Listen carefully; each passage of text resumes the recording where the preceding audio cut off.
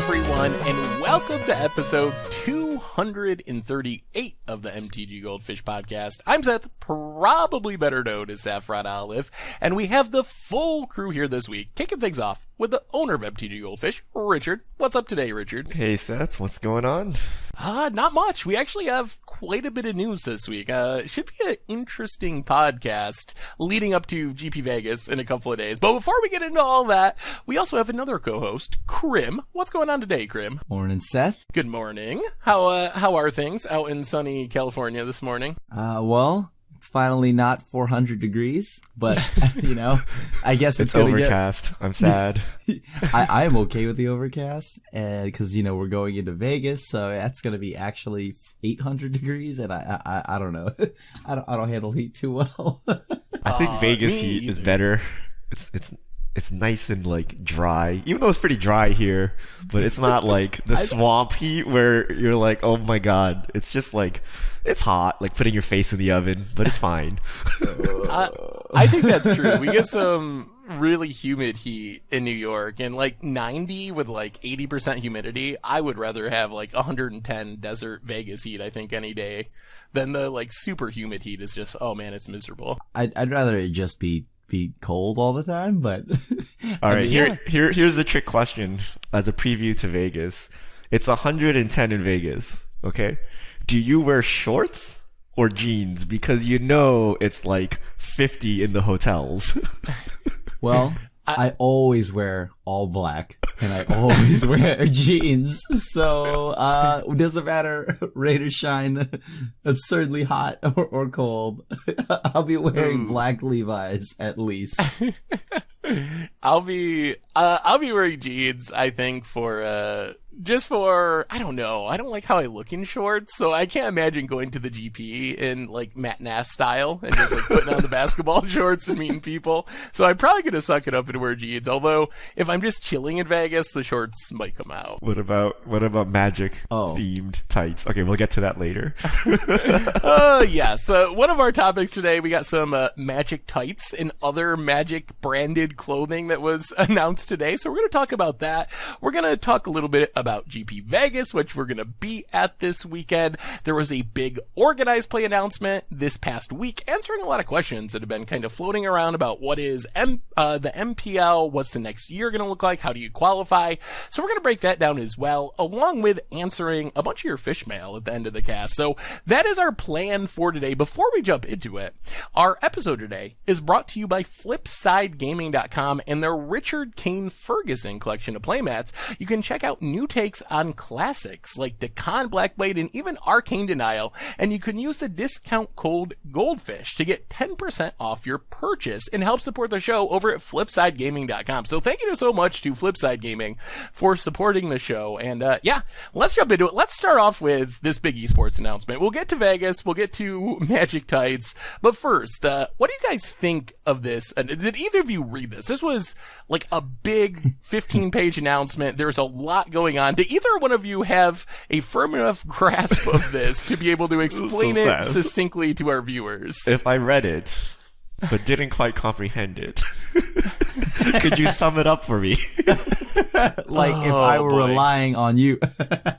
Okay, so I will give it a shot. I have read it over a few times, and like I said, it is long and it is confusing. Basically, here's the big takeaways, and you should check it out over at the Magic Esports site. Read it for yourself because it is long and it takes a minute to sink in. But basically, the MPL, we have defined membership of who is going to be in the MPL. We also got the creation of the Rivals League. And basically the model, if you're familiar with like European football, soccer, they do why can't I say that word?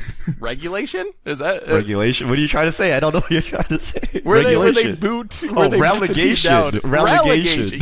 Yeah, okay. Yes.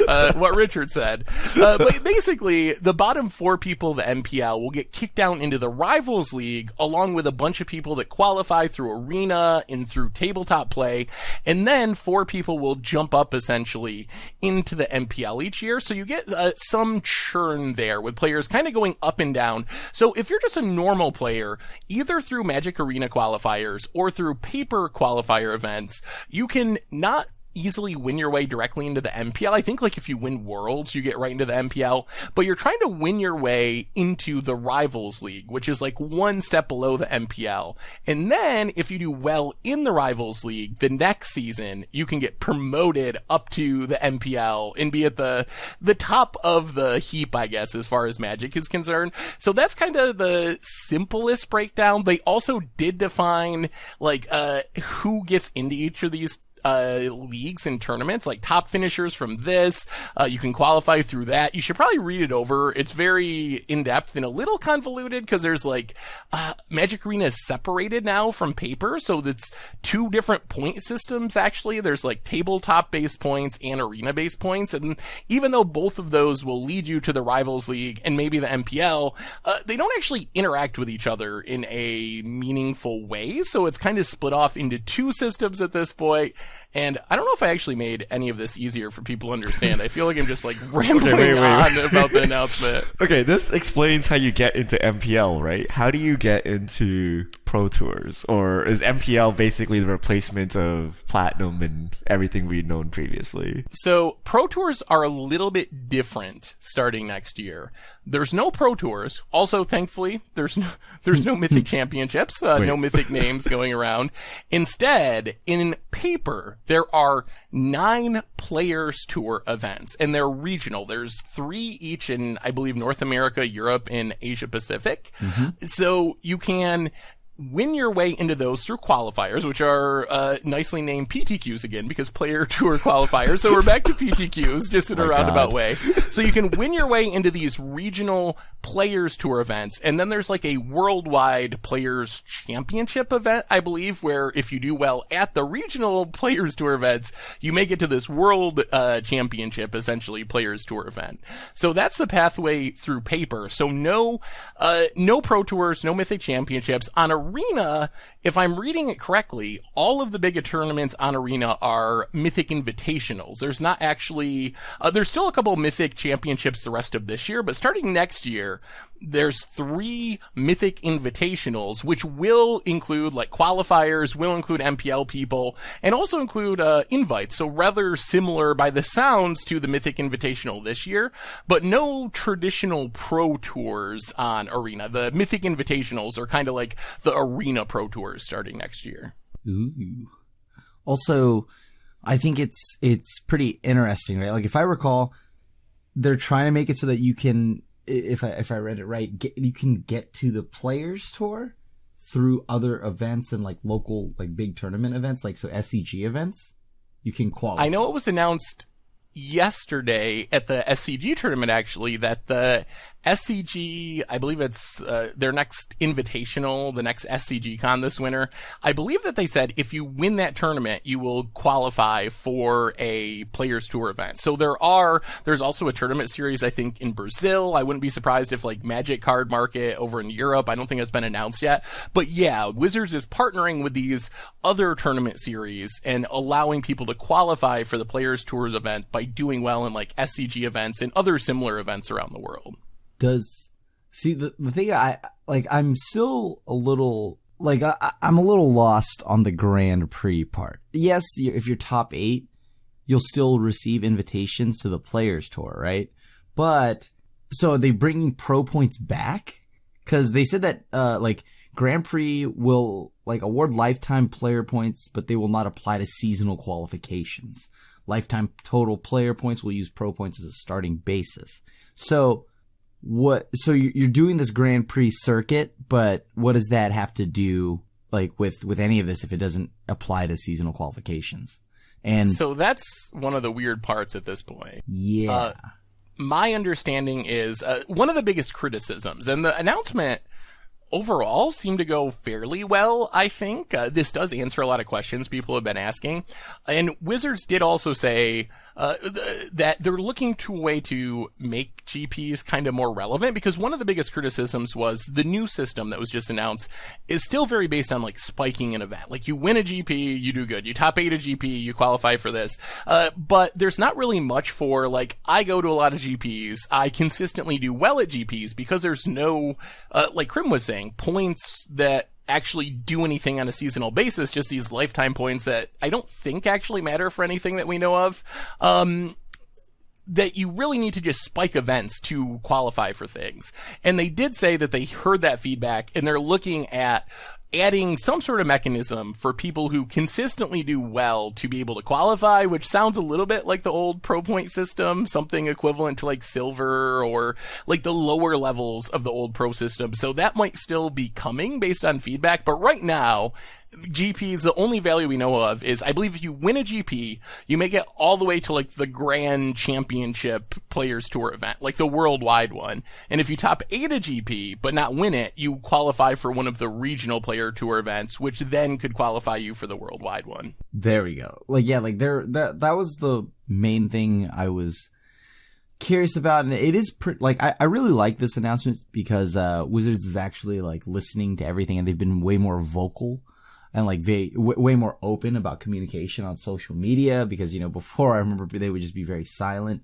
And so that would make everyone restless and like, you know, concerned and go into this like, you know, meltdown kind of thing. But now that Magic's kind of responding to all the questions, which are many, because I actually tweeted about this and I was like, dude, this article like it is a lot. It is a lot for someone that like, I'm like, okay, hold on. I had to read this like 5 times over. Yeah, it is very long and in-depth, although, as you said, it does answer many of the things that people have been wondering about moving forward. And I think overall it's a lot of positive stuff. Like, I think a big deal is we actually have, like, clearly defined how you can get into Rivals League and into the MPL. Like, we know, for example, top 20 MPL players based on Mythic points from this year will stay in the MPL. The bottom 4 will drop down into the Rivals, or actually the bottom 12 this year. The MPL is shrinking, but the bottom 12 will go into the Rivals League, along with the top 4 challengers from this year will be part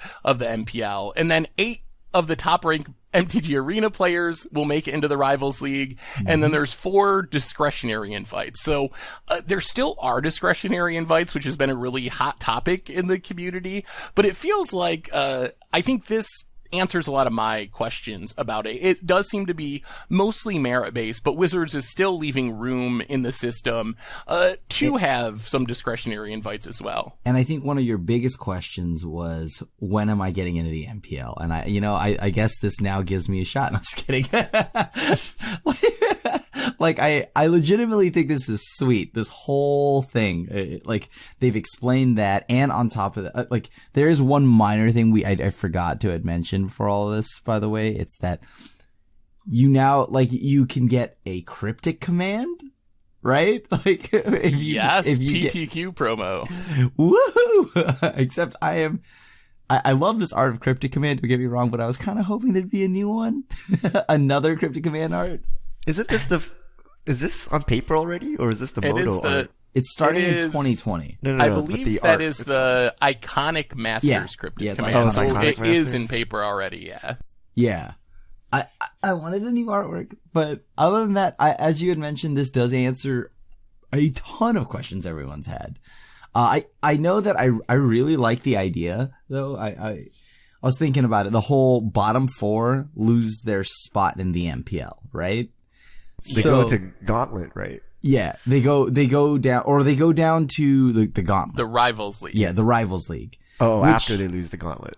Which makes it kind of like, does that not make viewing like the broadcasted games or whatever of this like way more like, holy crap, there's a lot on the line here for the bottom 4. I always thought that was one of the most interesting parts of like soccer in other countries, is it makes the matches matter for teams that are not at the top of the league. Like in American sports, for the most part, like halfway through the season, if you're not doing well, like the rest of the season kind of doesn't matter. Like nothing changes. But when there's actually this mechanism where you can actually get kicked out of the league altogether, it makes the matchup between like the bottom 2 players arguably more important than the matchup between the top 2 players, which I think is really good for viewing and going to be really entertaining. Yeah, exactly. I'm like, oh, well, like, okay, sure.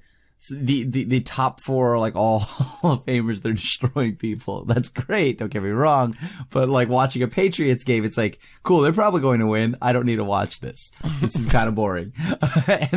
But then like the bottom four, like losing their spot and going in, or like in the gauntlet and getting kicked down to Rivals League, that definitely makes me want to watch. Now, a lot of people have mentioned that this reminds them of the League of Legends setup. Okay. And I'm not surprised because I believe Bear used to be part of the League of Legends esports team, right? And I mean, I talked to Bear, really cool dude. And yeah, I think he was on the esports team for League. So this seems great, right? I mean, I like this system so far. I like how it's like a multitude of sources. So when I saw the gauntlet, I'm like, wow, you're so screwed in the gauntlet. Like, imagine your playing career up to like, 60-40 coin flips, right? Like even John Finkel doesn't win every 16 player gauntlet he goes into, so he can conceivably get kicked out immediately. But, that goes to the thing of Seth saying you have to spike a tournament to get somewhere. So if you spike the gauntlet itself, you're good, right? But also they also have the top two performers in player points and mythic points. So even if you don't spike a tournament, if you consistently do well, you can still get in there. So I like how they have like multiple modes. You could spike this one tournament, or you can just be a consistent performer. Mm-hmm. I think in general, I think that for sure this announcement is 100 times better than what we had this year. Just the chaos and no one really understanding and the lack of communication, which Krim mentioned. There was a lot of instant communication from Magic Esports answering questions when this announcement went up. So all of that was awesome. There's a couple of questions remaining. One is still a little lacking for people who used to be like silver or bronze, people who would like do well enough to mostly qualify for most Pro Tours, but not well enough to be like platinum or gold and really on the train. So that's something that hopefully will be more addressed in the future. Like this definitely expands on the MPL and defines the MPL, which is really good. But I still think there could be more for like former bronze/silver players under the old system. So that's one thing to keep in mind. I don't know. 4 players leaving the MPL is not a ton. The one thing I kind of dislike is the MPL as it's currently constructed was the top 32 pro point earners or mythic point earners, whatever, from 2018. Yeah. And now those people have just a huge advantage, and no one really even knew. I know there's some people, like I think Sam Black is one of them, that was like, I just missed out on this mark. I didn't know that if you were in the top 32 you'd make the MPL, so I would have like went to more GPs and tried to earn a few more points if I had known how important that was. So I don't know. 4 leaving is fine. Maybe more turnover would be a good thing moving forward, so it's a little easier to go up and down, especially now that there is a Rivals League, so there's a cushion if you drop out of the MPL. It's not like I lose my MPL contract and I have nothing. You're still in the Rivals League. You still get invited to everything. So maybe that's something that in future years, we'll see. Maybe 4 is the perfect number. I would think I might like it a little more if it was slightly more people leaving and entering every year, but I guess we'll see. It's definitely a massive improvement, though. Let's say you made it so that everyone could leave, right? I think every year you'd get like massive turnover due to the way Magic works. So I think by limiting it to 4, you kind of artificially prevent that, and you can actually build your stars. Yeah. Right? Like if you have like an off season or something, maybe you place like, 6th from the bottom. You're still in there to redeem yourself, to keep building your brand. So I think that's because we want the Tom Brady of Magic, right? We want the Peyton Manning. Like we want those characters in Magic, which we don't have. And it doesn't help if every season they get like kicked out and like down into the Rivals League due to like variance or whatever, because that's just the nature of our game, right? Unlike football, even if you're the best person, you don't win all the time in Magic. You win like 60% only, right? So they have to somehow artificially peg that, and then whoever got in first, they have an advantage, right? So yeah, the people in MPL right now have a huge advantage over everyone else who has to grind their way in now. I mean, it feels a little like a lifetime invite, basically. Like if you just happened to be one of the top ranked players in 2018. I mean, you just happened, right? You had to be a top ranked player in 2018, though, right? Like. But you didn't know that this was the reward. Like, obviously, everyone in MPL is amazing at Magic, and, not a question of anything like that, but I feel bad for the people that no one knew, like, how important 2018 was. So there's people out there who arguably would have played differently or played more or something if they had known that, like, oh, if I do well in 2018, I get essentially a lifetime invite to the MPL. Yeah. Like, for 2018, you get super platinum for life almost, just for doing well that one year, and no one at the time knew that was the reward. Yeah, so you're saying you'd rather have this announcement now and then start MPL, like, a season from now to give everyone the same head start so everyone can grind together and then... Or maybe, like, 8 players. Like, out of the 24 MPL players, maybe you go 8 a year that drop down to Rivals and 8 new faces. And that's still the top, only 33% would be dropping out, and you'd still have a pretty consistent group. And I imagine that those players would probably be favored, like in European soccer a lot, like the team that drops out of the Premier League in England or whatever is pretty much favored when they drop down a division to likely like qualify again and jump back up again the next year because they're just better than the rest of the teams at that level. So a little more churn I think might be good. I obviously, we don't really know how it's going to turn out because we haven't seen it in action yet. So but at the same time, I see what Richard's talking about. I'm kind of there with that. Like they do want to pretty much make the Peyton Mannings and the Tom Bradys and whatnot of Magic. So I think like losing 8 players, that's a lot of players though. I think that's a lot of players going out. Maybe that's just me. 4 seems okay right now. I mean, I guess we'll see how it comes with the 2020 and like 2021 seasons or whatever, but like maybe 5 or something or 6, but like 8 players feels like a lot. Yeah. Well, I mean, we'll see. And I'm sure like Wizards, they seem to have been very receptive of feedback, already with this announcement. So maybe 4 is a perfect number. And if it's not, it does seem like Wizards is listening and probably is willing to iterate in future years. Yeah. I think that's been the biggest takeaway for me too, is that Wizards they're willing to change what they have like implemented right now, if there's enough feedback on it. So I think this whole thing, just this announcement is great, for multiple reasons. Obviously for competitive play, but also just for what they have like pretty much in action already. Just because it's happening now doesn't mean it'll always stay. If it's problematic, they're willing to change it. And I think that's great. What do you guys think this means for Wizards marketing?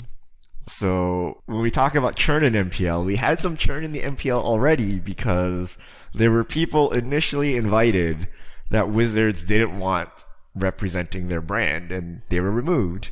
Now that you can qualify your way into this, like how do you think Wizards controls this, or do you think they just let it be and MPL is whatever and Mythic Invitational is how they control their brand? Like what do you think of that? Because the MPL had a lot of churn before churning was official, right? So how will Wizards manage this in the win your way into the tournament scene? So my thinking is because of changes to the MPL that they'll probably just let it ride more or less, because another thing that came out with the announcement is the MPL contracts for next year are not streaming contracts. They're 100%, you get paid for showing up to like the Players Tour event, Mythic Invitational events. So it's 100% based on showing up to events, and there's no streaming component. Also, I haven't been able to get confirmation on this, but with streaming not being part of it, I'm not sure that we'll have like the weekly MPL thing that we have this year, next year. I haven't got confirmation 100%, but I think since Wizards isn't paying all the MPL players to be sponsored streamers representing their game and are just kind of paying them to show up to pro tours essentially, or players tours, the new pro tours, that maybe they will be a little bit more easygoing, because the people in the MPL are not representing the game on like a day-to-day basis as sponsored streamers. They're just showing up to pro tours, kind of like Platinum in the old system. Wait, so do you get a salary and you're expected to show up at like 10 events or whatever? Or is it if you show up at this event, you get X dollars and you can show up as many as you want? So I believe you can earn up to $50,000 in the MPL, by showing up to the events. My understanding is it's by event. I don't think they give you $50,000 up front or something, but I believe that it would be dispersed over X number of events that the MPL is automatically qualified for. Kind of like a big appearance fee. Maybe it's like $5,000 an event for 10 events or like something. Back to like appearance fees and things like that? Like, that's what it sounds like. Interesting. Yeah, it's basically a big appearance fee. And I think probably that's a good decision. One thing I've heard from MPL players, just like talking to them on Twitter, some of them love streaming, and their streams have taken out. Like Ben Stark, Huey, those are two really big examples. They seem to really enjoy streaming. Their streams have taken off. Others, like, just don't really like streaming, and streaming's not for everyone. So I think maybe not having streaming be part of the contract, it might be a good thing overall, because I assume the Ben Starks and Hueys of the world, they're probably going to stream anyway because their streams are successful and they enjoy it. But then other players who maybe their stream hasn't taken off, maybe they don't really enjoy the streaming part of it, they're not kind of forced into that. They can focus on what they enjoy out of Magic. All right, here's the last question I have. If you want to make the big bucks at Magic tournaments, what should you do? A, grind a lot, get better at the game. B, become an entertaining Twitch streamer. Oh boy. Is it clearly A? If the answer is clearly not A, then this is not, this is not exactly the pinnacle of performance, right? This is more of a marketing thing, right? So that was the complaint of our previous setup, where the best way was to go play Hearthstone, become a big name, and get invited back to like a Magic tournament, right? So what about now? Now, is it legitimate to become, a pro player grinding through events? This new system is weighted more towards performance in events. There still are discretionary invites, so there still is the pathway of becoming a successful streamer, but even then you're going to have to spike an event. Like, if you're a successful streamer, you're going to get put into like a Mythic Invitational, and then if you go to Mythic Invitational and you crush the Mythic Invitational and earn enough points to make it into the Rivals League or whatever, then maybe you deserve to be there, because it is, you performed well, even though you got an invite to get to that tournament. You still had to perform well in the tournament. So I think it's very much more performance based, except for there's 4 discretionary invites to the Rivals League, and those, we have no idea what those are for, and being in the Rivals League is very valuable. Like, getting invited to that, you're a step away from being in the MPL, but you still would have to go to the Rivals League and be at the top of the Rivals League to be able to get up there. I'm trying to see the prize breakdown. So what? Mythic Invitationals have $750,000 in prize purse each. And then I think the paper ones are $250, but there's 250. 9 of them. And there's 3 Mythic Invitationals, so it kinda... But then Pro Tours are a field of like 500 people. Invitationals a field of like 16, right? I believe that one of the parts of this announcement, I don't know if I can find it right this second, is that the Pro Tours are going to be much smaller with the 3 regional Pro Tours or Players Tours instead of the big worldwide Pro Tours. So I believe that the fields are going to be smaller than we have been used to with Pro Tours. Wait, does regional mean you're region locked? Like, if you're a Japanese player, could you travel to a North American player event and then play in it, or does it just mean that there's 3 in every geographical region? Yes, I believe you can travel, but you're limited to one basically. So, like, I think if you do well in an American one, you would still go to the regionals in Japan, right? I believe you could if you wanted to. Right. So you can kind of choose which region you go to. For, like, if you do well in an event, like you spike an event, you'll then be able to choose which regional one you can play in. I believe once you're qualified, you could go to a different one, but you can only play in one. Like, you can't play in multiple regions for the same whatever weekend or whatever when they're having the events. Right. But I could be, maybe I'm mistaken on that. So don't take that. It's a really long document and it's confusing. So it's a good thing I'm a filthy casual and none of this applies to me in any way whatsoever. I'm expecting to see you in the MPL next year, Richard. Get on the grind. I'm okay. I'll pass. It's okay. I won't subject you to a standard season of Jund. All right. Any other thoughts on the MLP/esports announcement before we hit up our other topics? No, I mean, No, we'll see how it plays out. We'll see if we get a Tom Brady out of this. I think we do. We already have. He's called John Finkel, Kai Bude, right? Like, we have these names, but I don't know. Like, the marketing isn't around them, right? But they are kind of our legendary raid bosses, right? Like. So we'll see how the story builds around them as the MPL matures. Yeah. Also, Hall of Fame is continuing. It has been confirmed. So that's something that was also not known, but what was happening with the Hall of Fame, but that will continue. And then, I guess I would just say, overall, I think it's a good announcement. And there's still details around the edges to be worked out, but I feel like this is a big step forward, and shout out to Wizards for listening to feedback and actually communicating really well about this. So many of our issues over the past however long have been just like faulty communication or lack of communication, and they really nailed it with being super responsive around this announcement to questions and feedback. So good on Wizards for that. All right, so we have a couple other topics before we get to fish mail. Did you see the new Magic clothes? This just came out this morning. Richard, what are they making now for Magic clothing? Okay, Wild Bangarang has officially licensed. Let me get the name. Hold on. What are these officially called? Hold on, I'm clicking. I can't click. Oh no. Okay, I'm just gonna call them yoga pants. There's officially a Magic yoga pants license, so you can get Jace, you can get Liliana, you can get Nissa. They have a Joyra dress too. Yeah, they have dresses, they have skirts, and if you notice, it's all female apparel that I'm listing off. So yeah, it's like this brand that sells quote unquote geek and gamer apparel, and they sell like Harry Potter, Star Trek, Warhammer, Hasbro, My Little Pony. So they've cut a deal with Magic, and they're selling Magic tights. TLDR. Females only. Well, I mean, there is that Jace cloak, that they've got. That's probably unisex. I could see me wearing that though. It depends on size. I mean, guys can wear tights. Yeah. Is it the right size, right? That's the question. Yeah. I don't see sizes listed. There's pictures. They don't actually go on sale until this Friday, so there'll probably be more information once you can actually buy them. But do you think,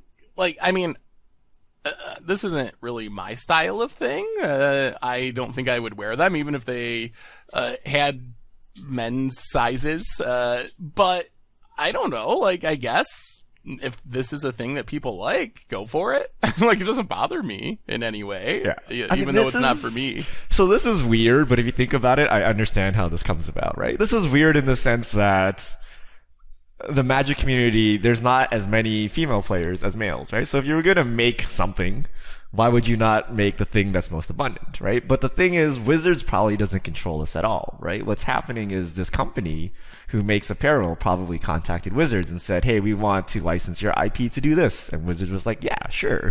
And then now you have this, right? So I think it's cool. I think it's cool as part of the Wizards branding to get outside the game. Some of these things are passable to the non-nerd. They have a Planeswalker symbol tights. You could conceivably wear this in public and not be ridiculed as a weeb or something, right? Wearing the Liliana one might be a little weird, right? If you just saunter down to Starbucks wearing the Liliana outfit. But some of these dresses, they look like normal clothes. The Planeswalker symbol is actually pretty nice. So I think it's fine. I'm surprised though they didn't make any less flashy clothes, I guess. I don't know, a shirt, headbands, hoodies, stuff like that. Hold on, the headband. I don't know, man. Is that man. less flashy? Some of this is pretty out there, right? Some of this is you're gonna wear it at a Magic gathering. Magic the Gathering, haha. A gathering of Magic players or something, right? As opposed to, I'm gonna go to the gym in these clothes. Maybe you could go to the gym in these clothes. That's not. I don't know. I mean, I actually like this stuff. I think it's pretty cool. But I also am into all the things that are kind of flashy. So, I think this stuff's, I don't know if I could own. I would wear anything out of the Jace thing just because I don't know if I could pull any of this off. But I could say that I think it's pretty cool. I mean, it makes it so that maybe there's even more officially licensed Magic stuff moving forward. I like that there's casual wear. I would call this casual wear, but it also kind of goes with people that cosplay. So you don't have to, like, example, design the pants or something, and you can just buy like the Jace Bellerin pants or tights, and then the rest of it you can just kind of design yourself. So I'm actually like really curious what cosplayers think about this. Like, do you think if you're a cosplayer, do you view this as cheating? Are you like, well, I don't made know. My Liliana dress and like, you just probably bought yours. There's probably like the elitists, right? They're like, oh my god, you bought this off the shelf, right? And then there's the casual person, like, I'm trying to go to Magic Fest Vegas or something, and I want, to dress as my favorite character. This is a perfectly reasonable thing to do.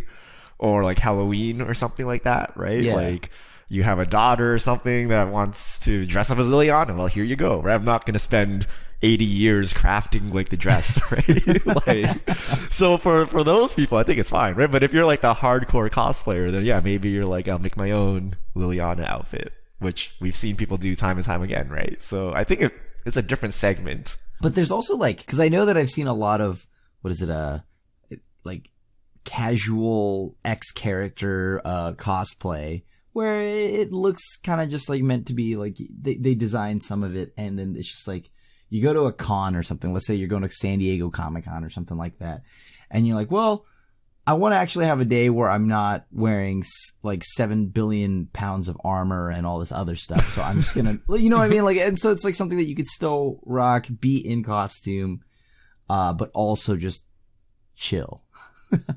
Yeah. Because I mean, I've seen it. Like, some people have to go around a con, like it's like 8 hours, and they're in like very like big platform shoes and all this other stuff, and they have to make sure the armor pieces are still maintained. And for like 8 hours a day, that's it gets pretty tiring. It can be brutal. But like, obviously it looks great, right? But so then you want to have an easy day, a lazy day, and you could just wear like these and like, I don't know, some like maybe. If they down the line they have like a Jace shirt or something, or you could just wear those leggings and the Jace cloak and something simple underneath. I think it's pretty cool. Just give me a Garrick helmet. What is it? So okay, I mean, I have the axe from the Comic-Con set. Yeah. So what piece of Magic apparel would you like to see? I personally want like more socks. I got the Nico Bolas socks. I thought that was pretty sweet. They're Nico Bolas socks? Yeah. It's the art of God Pharaoh. I have the Nico Bolas socks, and I have that exact same art as a fleece or a throw or whatever you want to call it, the blanket. And I don't know. I love that, and I love pins. I mean, shirts. I guess I've gone so long without Magic shirts that at this point I'm like, oh right, they do make Magic shirts now. Because for a while, all it was just like 1 or 2 Magic shirt designs. But once they step that up and like they like increase more Magic merch, I probably would look to add more Magic like shirts. I mean, I have a Dimir hoodie. I think for me, it's more the subtle Magic clothing. I like the Nope shirt in the Grow. Like, those shirts were really sweet. They were still magic-y, but they weren't quite as, I don't know, flashy or over the top as the stuff we were talking about today. So I think more that style would be stuff that I would actually consider wearing. And I feel like they're already heading in that direction, but more along those lines. Button-ups. I want a Magic button-up. Like, there's I'd like something to see polos, button-ups, cufflinks, ties. Even though I'm like, I can picture like how awesome they are, but I'm like, where would I wear this, right? But like a tie where it's very subtle, right? Like, instead of a checkered pattern, you have like the Planeswalker, say like shiny black and matte black or something, or fairy like heads. No, not to fairy heads. Well, clearly you just aren't thinking that like a mountain or a swamp. Oh, come on! To Super fairy subtle. heads is way better than that. I like that. I think ties would be cool. Wait. if they You were like subtle. what, Seth? Teferi heads? No, or... not Teferi heads. No. Okay, fine. You I also mean, I don't hope they make them understand just for true you, fashion Grim, but- yet. Teferi heads is the future. How about you get like a walking stick and it's like Teferi's. Why would I want a walking stick like with Teferi heads on it? No, like a his button? staff. Oh, okay. I think like a button up with like Teferi heads, Jace heads. I think like it could be pretty cool. I don't know. It's not that flashy. Like it's small little Teferi prints or Jace prints, like Chandra prints. I would totally think that's awesome. I think Or on Planeswalker ties. heads is that's kind of the definition of flashy for me. Okay, wait, It's real not. question here. You know those anime cars where Yeah. they like Yeah, I screen love those. printed like the entire car or whatever? Mm-hmm. Would you buy one if there was like a Teferi? I mean, like, Would you drive around town with like basically a Teferi head like around your car? is it like my main car? Like that's the only Yes. car I own? Yes. I mean, I wouldn't even. I love anime, and I wouldn't even do that. And I thought, okay, hold on. We found the line. We found the line for I Krim. would do it if it were like my second car, and it's like, you know what? It's the weekend. Where would you drive to? Like F&M and only? Dude, no, dude. I would go like, I don't know. I don't really have a nightlife, but if I did, I would pull up into the nightlife and, and just be crush like- it immediately. I would throw my key, do the thing, throw the key, valet, park it somewhere nice. And then, like, well, on that note, speaking of showing up at Magic events, we're all going to be showing up at a Magic event in just In a a couple Teferi days. car. No Teferi cars. Maybe we can get a Teferi plane. We'll have to talk to to the airline about that. But yes, we're all going to be at GP Vegas this weekend. So we're going to be there all weekend, Thursday, Friday, Saturday, Sunday, hanging out, meeting people, playing Commander games. What else are we doing out there, guys? Oathbreaker, but actually playing just a lot of Magic. I know. We're gonna go to this Magic event, and we're gonna play a lot of Magic. It's gonna be pretty wild, though. I'm excited because I haven't actually. I have recently convinced a few of my friends to build an Oathbreaker deck because together we built an Oathbreaker deck, and I'm gonna tell you, it's actually pretty fun. I'm kind of I kind of get it, right? Like I get it. I get why it's fun. I don't know if it's a flash in the pan kind of thing, but it's sweet. But Let me also erase your thoughts of fun with my Gideon Armageddon deck, but Okay. Well, see, I'm not Armageddoning people. I mean, my buddy has like Ashiok and Glimpse the Unthinkable, and I lost to that pretty handedly. I have prepared. It's turn 2 Grand Abolisher, turn 3 Gideon Blackblade, turn 4 Armageddon. Wow. Brutal. I mean, I'm ready for this, but it's seriously, so I'm getting all my decks ready. I haven't played Paper Magic in probably a year, right? Probably since the last Magic Fest, and I was like sorting all my cards, and weren't you at was the like, F&M that I played you at after that? maybe, but I haven't played Paper Magic in like months, at least 6 months. When was the last time I was at F&M? I'm not sure. Well, But I was like taking out my physical cards from the garage, and I was like putting them all together. I'm like, holy, there's a lot of money here. I was like, why are all these cards so expensive? Because we play Commander on Magic Online, and Rise of the Dark Realms there is like 10 cents. In paper, it's $20, and I'm like, can't afford that. Can't afford Teferi's protection. I don't know what to do anymore. I have two of those. But yeah. I found a Rise of the Dark Realms too, going through all my random cards. Like, even like a Stitcher supplier is $2. I'm like, come on, really? Yeah, it is. Really? It is expensive. So yeah, we're going to be out there. So if you're going to Vegas, come find us. We would love to meet you, sign something for you if you're interested, play a game of Commander, whatever. So find us if you're in Vegas, and we're going to be doing some sweet content while you're out there too. We mentioned Oathbreaker. That's something we can't really do on Magic Online, so expect an Oathbreaker video in the future. We're also doing this really sweet crossover with the SCG Versus guys playing Commander, so expect that in the future. So even though we're going to be gone for a bit, and there might be a little bit of content missed, like on the website or on the YouTube channel. Don't worry, we're going to be working on some really cool stuff that we just can't really do on Magic Online, so it should be super fun. Yeah. I'm pretty excited for this. Like, I think you and I are in the same pod, right? Or something like that. I think so, in the crossover episode. Yeah. And so that'll be cool. I'm doing the Commander party on Friday night, if you're part of that. And then apparently I'm doing the Modern Mayhem event on Sunday, which I'm actually Madness. like... Modern Madness. Modern Madness, yes. Thanks for the plug, Madness, Seth. Mayhem. Yeah, check out Modern Mayhem over on the website. But yeah, it should be interesting. I'm a little nervous about shuffling paper decks. You saw me last year. The biggest takeaway from GP Vegas was, oh my god, Seth is bad at paper Magic. Oh my god, let's give Seth some Black Lotus and Moxen and let him shuffle it. Yeah, so it'll be slightly better this year because rather than Black Lotus and Moxen, it's going to be modern decks. But still, I'm already a little bit dreading. Like, I'm excited for it, but oh man, I know something's going to go horribly wrong. Are you sitting at home shuffling right now? Not as much as I should. I shuffled like once or twice. I figured that was enough.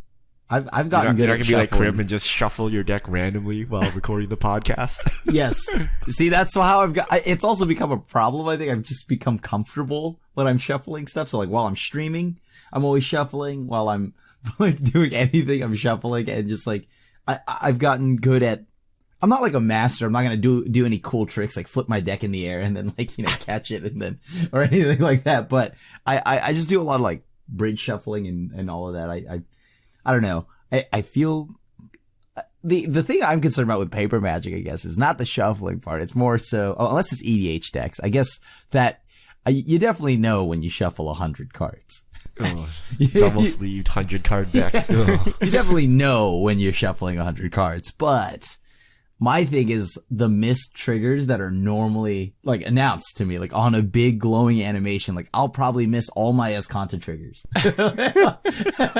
Would you like to like pretty much surveil? I already drew. Whoops. All right, whatever. I wanted my 14th land anyways. So good. So yeah, what are you looking forward to most? Before we move on to Fishmail, what are you most looking forward to during our time in Vegas? I told you. Gideon Armageddon. Oh, I thought you were joking. I didn't think know I'm that joking. was a real... Okay, hold on. So I have two Oathbreaker decks, okay? One for fun, which is what I described to you, and one to actually make content with, because I don't think people will be too happy if I just Armageddon. But I have a warning to you. I don't own any white Magic cards, except those from my Legacy decks. So what this means is you might see a little Cataclysm action. You might see some Thalias. You basically Vince's deck. My deck is so underpowered compared to your guys. I'm like, my white cards are so hateful. I had a balance ready to go before I saw it was banned. You guys are lucky. I had the Zern or balance combo ready to go. I didn't know this, but you needed your commander before you could cast the spell. That's why you need a 3 mana. Yeah. I was just like, oh, thank goodness I chose 3 fairy. Like, yeah. So wait, let me get this right. You're playing Armageddons with Gideon. Krim, you're playing Teferi with Silence. Yep. And I'm playing Venser with Ephemerate, I think, to blink my Panharmonicon creatures.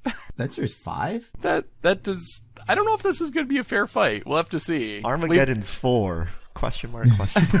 Spell Pierce is 1, and also I have every counter spell I could find. Oh boy! All right. Oh, how much is Boseju's expensive? Oh no, you're gonna cheat, I can't dude. afford Hold on, Boseju. Boseju only works on instants and sorceries. I just don't let your Planeswalker resolve, right? It's simple. We kill the Batman. Don't worry, I got Mother Runes. So I spent like $30 or something on my deck, right? But I just happened to have hundreds of dollars of white staples. Yeah, that's pretty much how it went for me. Like I had all the forces, all that other stuff, but I didn't have random things like, I don't know, like what is it? Suddenly absent or something like that, or unexpectedly absent. Yeah, unexpectedly absent, and I don't know, Dawn Charm. But hey, I'm Force of Will.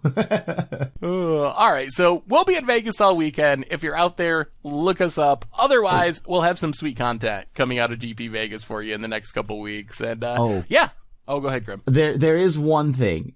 there is a panel. There's a bunch of panels on Friday, and I'm going to be there. I think, and then Vince is going to be there too. Ooh. So we're doing a content creation panel.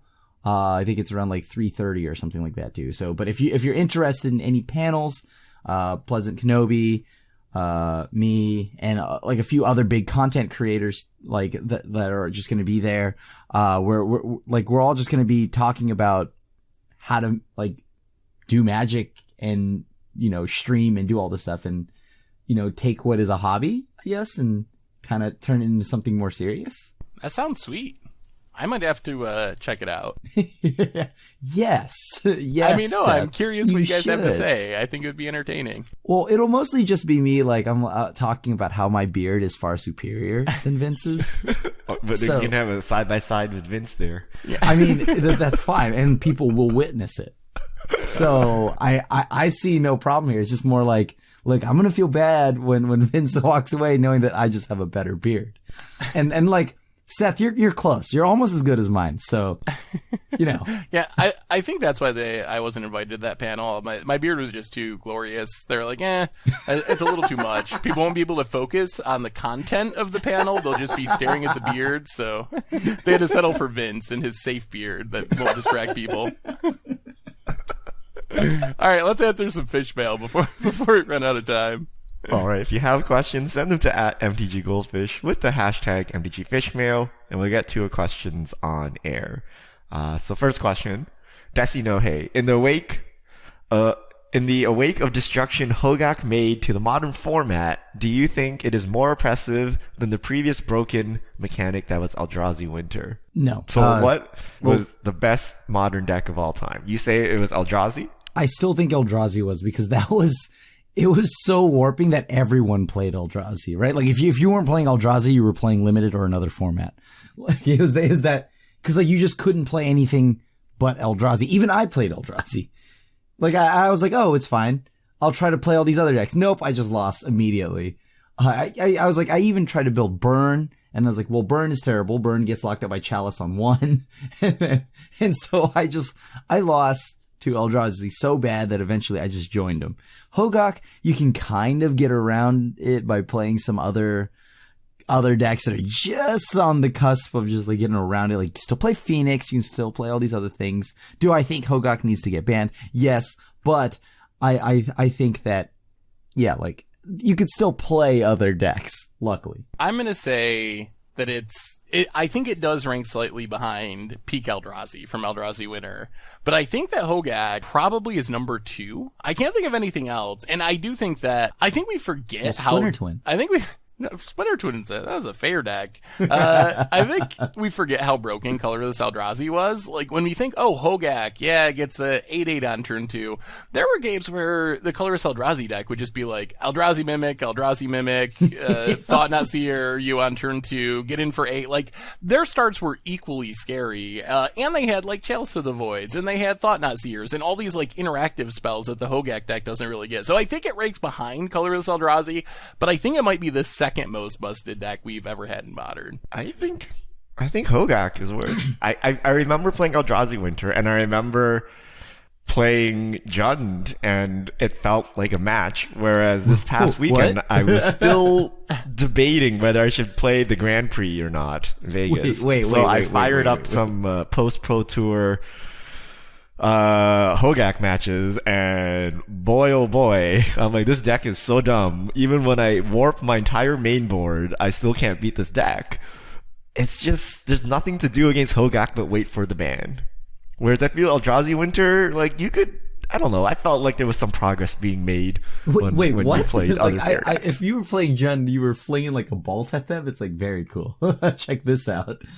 Well, so they're not consistent, right? It's not always that they went nuts on you, right? And then, you know, even if they like turn 2 Thought Not Seer you could still kill the Thought Not Seer, right? Like, but Hogak was like, Hogak might be more consistent. It does seem like it's like almost shocking when there's not a turn 2 Hogak when you play. Like, Hogak for me is mull to Leyline or bust. Like, I mull to like basically 5 on Jund, and if I haven't got Leyline yet, I'm probably dead. Right? Yeah. Like, at 4, even if I get a Leyline, I won't be able to win. They'll just kill me with like normal random stuff. So you need to leyline them while having a legitimate hand. And if you don't, there's no way to win whatsoever. The new build is so much better than the original build at redeploying Hogak. So if I really wanted to beat Hogak, I would play 4 ley lines, 4 rest in pieces, and 4 Path to Exiles. So you're saying Esper. I'm saying Abzan, and I'm playing Siege Rhino. You don't need the green. What does the green do for you? Now you add blue. The green makes me feel like a Timmy, okay? But it's just, I don't know. I just do not want to play against, like, this is the first time in Modern where I'm like, I don't want to spend any more energy trying to tune to beat this deck because it's just not happening. Whereas always I would play Jund into my terrible like 40-60 matchups and be fine. Now I'm like, Hogak is too much. Well, the good news is BNR a week from today, so one more week of Hogak Summer, and then I think what everyone's if it in doesn't agreement get it's gonna, banned? Oh man, everybody just goes into this assuming it gets banned. Doesn't just to hear the reaction on Twitter. Oh, that would be one of the best MTG Twitter days. Just the reactions of everyone if there was a no ban announcement. Oh man, I mean, I'm sure it's happening, but. What if they unban Splinter Twin and Stoneforge? But didn't ban Hogak? What's Splinter Twin gonna do So you would still have Hogak domination tap down Hogak, obviously. For more, but you would get the unbanning of these other heroes. I mean, I think if you're gonna let Hogak stay, you might as well be unbanning like Skull Clamp. Like go all the way. Like give us Hypergenesis and Skull Clamp and the real busted stuff, and Hogak's still gonna beat him. I think Twin would beat Hogak. It would. No? How? I don't know. It still feels a little bit You just need slower. 4 Vapor Snags, 4 Snapcasters to like bounce that Hogak twice, and then you Splinter Twin them. Right? Like, how, like, like bouncing a Hogak is a big deal, right? You know what would be sweet? Etherize. Etherize would probably be really good against Hogak. It'd like Simian Spirit Guides to get it down fast enough. You get it omniscience down, okay? And then when they attack you, you Etherize. You guys don't believe in the power of Vapor Snag. They would also lose one, so you're also aggressive. Yes, it's gonna really matter when you kill him with infinite creatures. Unban Splinter Twin, it'll solve everything. Next question. Cameron J. Thacker. How do you feel about color hosers and protection in Standard next year? I've had some serious non-games for games 2 and 3 due to limited interaction. Should I just be avoiding 2-color decks this year? What do I do with all of this salt? So we talked earlier in the Standard season about color hosers. What are your guys' takes? Because I remember you guys liked them. Are we still on the same boat? Still love them. Still love them. I mean, sometimes I get fried and I'm just like, resolves. but like outside of that, I think it's sweet. Fry has been solid. One of the I think the most important color hoses right now is Noxious Grasp. I think that card is super solid. It's so good. And, I would even just main deck one of, a Noxious Grasp right now. And even Aethergust has its applications. It gives decks like Mono Blue a chance of actually dealing with a shifting Ceratops. Like you're not countering it. You get to put it on top of their deck. Along with Chandra, which is just sometimes big enough of a tempo play. Yeah, I still like them as well. I actually think they're in a pretty decent spot as far as color hosers, where, there are times, like, if you play Mono Blue, you're probably going to get wrecked by a Ceratops or whatever. Like, there are matchups where that happens, but I think in general, most of them seem to be costed pretty fairly, and I think in a good place to provide answers to some threats that really need answering. Like Fry is probably the biggest example of that, but having such a good, clean answer to cards that Crim likes to play is really beneficial for Standard. All right. Only way. When is the best time to buy Commander 2019 sealed product? Ooh.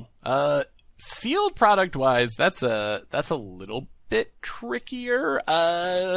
I assume that it probably isn't going to matter too much. I guess there's a chance that maybe the decks are like overprinted or not popular, and then vendors decrease their prices. But in general, with the Walmart type products where you can get them at big box stores, usually they go for around MSRP. Sometimes if you have a good LGS or whatever, a little bit under MSRP. But I don't think if you're buying sealed, I don't think there's any real value in like waiting, because there's a reasonable chance that the price is just going to be the price all the way through.